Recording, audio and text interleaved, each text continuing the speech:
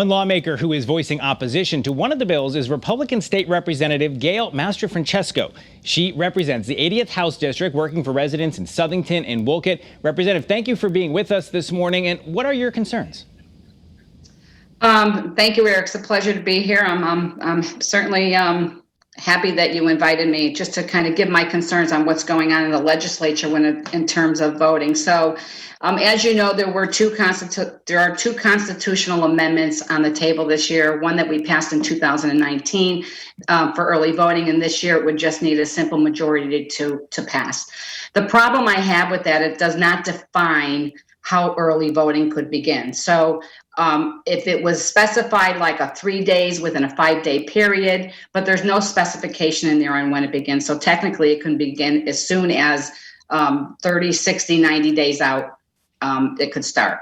The other issue I have with it is that we have no process in the state of Connecticut for a photo voter ID. So technically somebody can literally go and walk in to vote early if they choose to, and not show any ID at all. They can show a piece of mail, and clearly if they have nothing on them, they can just sign an affidavit saying they attest to who they are, and they can certainly go vote. So those are certainly issues that concern us. We actually, when that proposal came out, we did offer an amendment in our committee meeting and on the floor when it ran the first time to offer a photo ID, and certainly that was rejected by the majority party. So those are legitimate concerns. It's not an unreasonable ask.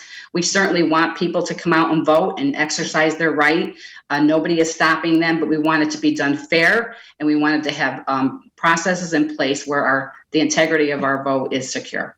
One thing that led to some concerns in looking at this Voting Rights Act was just the references to race in the vote. Do you have some concerns about that's such a key topic in this bill? In which bill? Which particular bill are you referencing? In the Voting Rights Act, you would raise the concern that there was so much talk about race. Right. So I'm not really sure what their desired outcome is of that particular bill. Nobody is being deprived of voting. There has no issues at all. Anybody has the right to go out and vote. It's your constitutional right. So I don't understand where they're going with the race issue on it. They seem to continue to bring that up. In my mind, it's just propaganda to try to actually suppress vote and to, make it very uncomfortable for people to talk about it.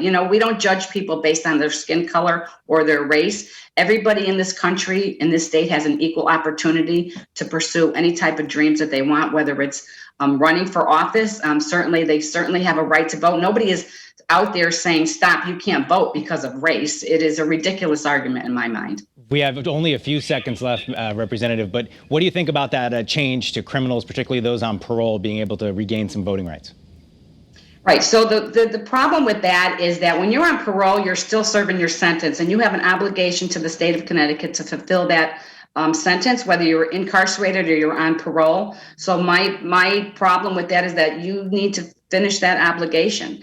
Also, part of that proposal is that you do not need to pay your restitution. So right now you need to pay your restitution to the state, whether it's any type of fines to the state or to the victim's family. And those would be really gone, and they would be able to vote. So my thing is that you need to finish out your crime, your penalty. That's just part of the process. All right. Certainly we'll hear a lot more about this coming up. We appreciate a few minutes with you on this Sunday morning. Thank you very much. Up next, Connecticut's Chief State's Attorney, Richard Colangelo, on COVID's impact on the courts on a bill to keep politics out of prosecutions and dealing with the increase in hate crimes targeting Asian Americans. And later in this morning's Sunday Spotlight, a man inspiring kids across Connecticut and across the country to get mowing, not moving, but mowing, to help their neighbors by offering their services for free. That story coming up.